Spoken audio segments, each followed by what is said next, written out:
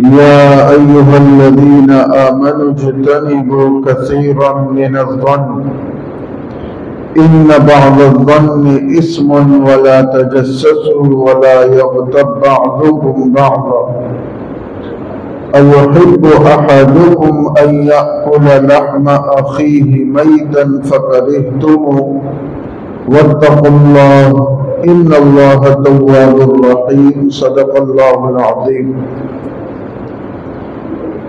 سورہ حجرات آیت نمبر 12۔ اس میں اللہ کریم نے مومنین کے لیے 3 باتوں کا ذکر کیا ہے،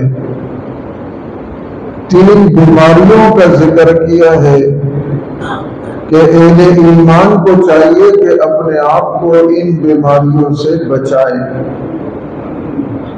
یہ وہ بیماریاں ہیں کہ جن بھائیوں کے درمیان آ جاتی ہے تو وہاں بھائی بندی ختم ہو جاتی ہے۔ جس گھر میں یہ بیماریاں آتی ہے وہ گھر تباہ ہو جاتے ہیں۔ جن معاشروں میں یہ بات آتی ہے وہ معاشرہ بگڑ جاتے ہیں۔ اس لیے اللہ کریم نے ان آیات میں خاص طور پر اہل ایمان سے ذکر کیا ہے کہ اپنے آپ کو ان بیماریوں سے بچائیں۔ سب سے پہلی چیز جو اللہ نے ان آیات میں ذکر کی ہے وہ فرمایا کہ یا ایھا الذین آمنوا اجتنبوا کثیرا من الظن، کہ اے ایمان والوں زیادہ گمان سے اپنے آپ کو بچاؤ۔ کیوں؟ ان بعض الظن اثم، اس لیے کہ گمان کے اندر بعض گمان ایسے ہیں جو گناہ ہیں۔ ولا تجسسوا، اور اسی طرح تم نہ لگاؤ، تجسس نہ کرو لوگوں کے معاملات میں۔ ولا یغتب بعضکم بعضا، اور اسی طرح ایک دوسرے کی غیبت نہ کرو۔ ایحب احدکم ان یأکل لحم اخیہ میتا، کیا تم اس کو پسند کرتے ہو کہ اپنے مرے ہوئے بھائی کا گوشت کھاؤ؟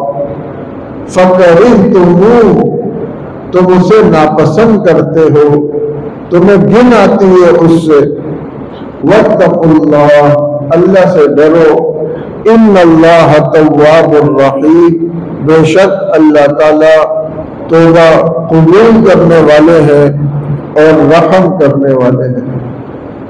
تو میرے عزیز بھائیوں اور دوستوں، ان آیات میں اللہ کریم نے بدگمانی سے پہلا جو عمل ہے جس سے مومن کو خاص طور پہ بچنا چاہیے وہ ہے بدگمانی۔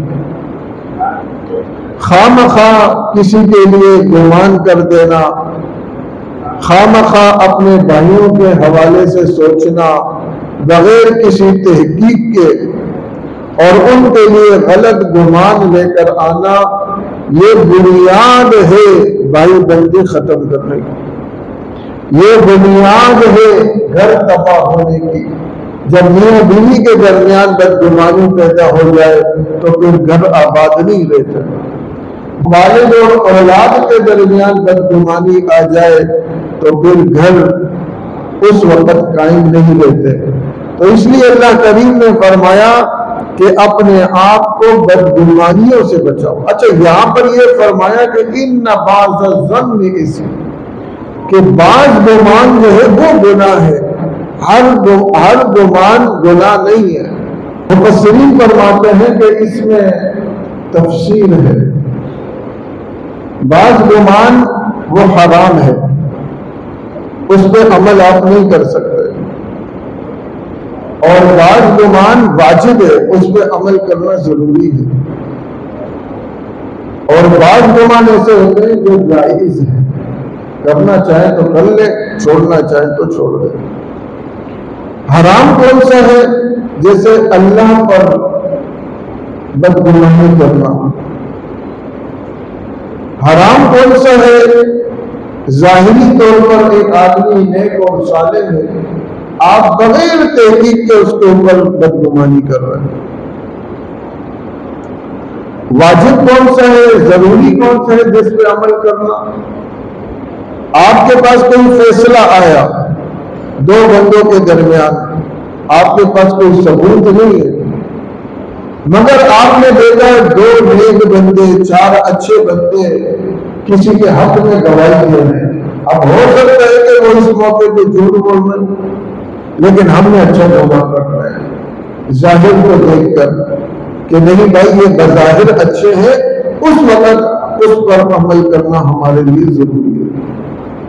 اسی طریقے سے آپ سفر پہ جا رہے ہیں، قبلے کا آپ کو پتہ نہیں چلتا، آپ نے گمان لگایا قبلہ اس طرف ہے، اب اس وقت اس گمان پر عمل کرنا ضروری ہے۔ جائز کون سا ہے؟ آپ نماز پڑھ لیں۔ مباح کون سا ہے؟ آپ نماز پڑھ لیں۔ کچھ رکعتوں کے بعد اب آپ کو سمجھ نہیں آ رہا کہ یہ 3 رکعتیں ہیں یا 4 رکعتیں ہیں۔ اب آپ کا جو غالب گمان ہے وہ یہ ہے کہ میں نے 3 رکعتیں پڑھی ہے، اب اس پر عمل کرنا آپ کے لیے مباح ہے۔ تو فرمایا کہ ان بعض الظن اسم، بے شک بغیر تحقیق کے جو گمان ہوتا ہے وہ گناہ ہے۔ ولا تجسسوا، اور اسی طرح فرمایا کہ ٹوہ میں مت لگو، تجسس مت کرو لوگوں کے معاملات کا۔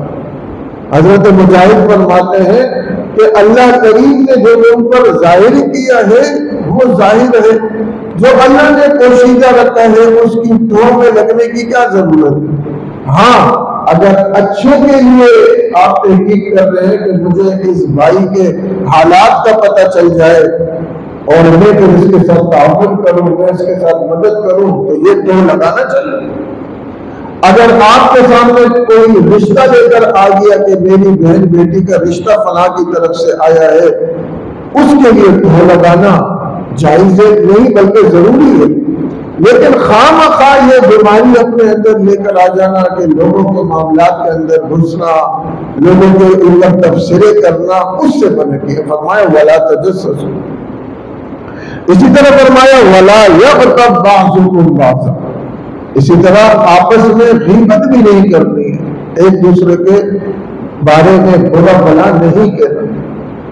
آپ صلی اللہ علیہ وسلم نے ایک مرتبہ صحابہ سے پوچھا کہ من غیبہ، غیبت کیا ہے؟ صحابہ نے کہا اللہ اور اس کے رسول جانتے ہیں۔ آپ نے فرمایا ذکروں کا اخاک ما یکرہ، کہ اپنے بھائی کا ایسا ذکر کرنا جو اس کو برا لگے۔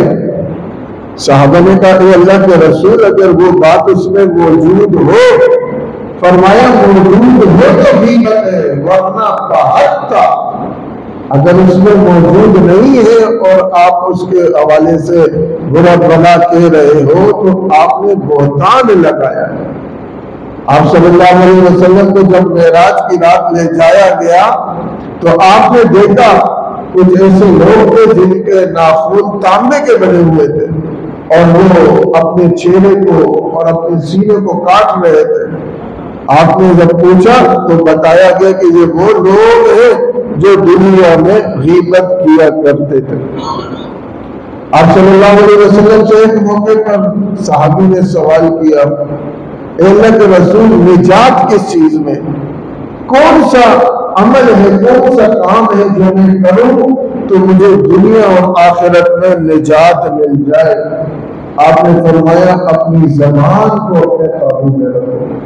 اگر زبان کو قابو میں رکھ لیا گیا تو آپ دنیا اور آخرت دونوں میں آپ کو نجات ملے گی۔ تو اللہ کریم فرماتے ہیں یا ایھا الذین آمنوا، اے ایمان والو، اجتنبوا کثیرا من الظن، اپنے آپ کو گمانوں سے بچاؤ۔ ان بعض الظن اسم، بے شک بعض گمان گناہ ہے۔ ولا تجسسوا، اور تجسس نہ کرو۔ ولا یغتب بعضکم بعضا، اور اسی طرح غیبت نہ کرو ایک دوسرے کی۔ ایحب احدکم، کیا تم پسند کرتے ہو، تم میں سے کوئی پسند کرتا ہے ان یأکل لحم اخیہ میتا، کہ اپنے مردے بھائی کا، پہلے تو کوئی زندے بھائی کا بھی نہیں کہا تھا، مردے بھائی کا کیا مطلب؟ مردہ ہے جیسے مردے کو کچھ پتہ نہیں ہے اس کی طرح آپ جو مرضی کرو، اسی طرح جس کی آپ غیبت کر رہے ہو اس کو بھی کچھ نہیں پتہ اور آپ اس کے پیچھے لگے ہوئے ہو، اس لیے مثالیاں مردے بھائی کی دی۔ فرمایا کہ کیا تم پسند کرتے ہو اپنے مردے بھائی کا گوشت کھاؤ؟ فَكَرِهْتُمُوهُ، اس سے تو تمہیں گھن آتی ہے، تم پسند نہیں کرتے۔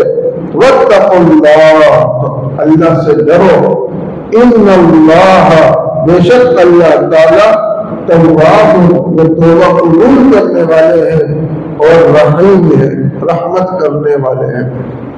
صحابہ نے ایک مرتبہ اللہ کے رسول سے پوچھا اگر ہم نے کسی کی غیبت کر لی اب ہم کیا کریں؟ تو فرمایا آپ اس کے لیے دعا کریں، اپنے لیے بھی اللہ سے دعا کریں اور اس کے لیے بھی دعا کریں۔ ایک عمل تو یہ ہو گیا۔ دوسرا، اگر اس تک بات پہنچ جائے کہ آپ نے اس کے بارے میں یہ بات کہی ہے تو اس سے معذرت کریں، اور اگر اس تک بات نہ پہنچے تو جس کے سامنے آپ نے غیبت کی ہے اس سے معذرت کرے کہ بھائی میں اپنی بات کو واپس لیتا ہوں۔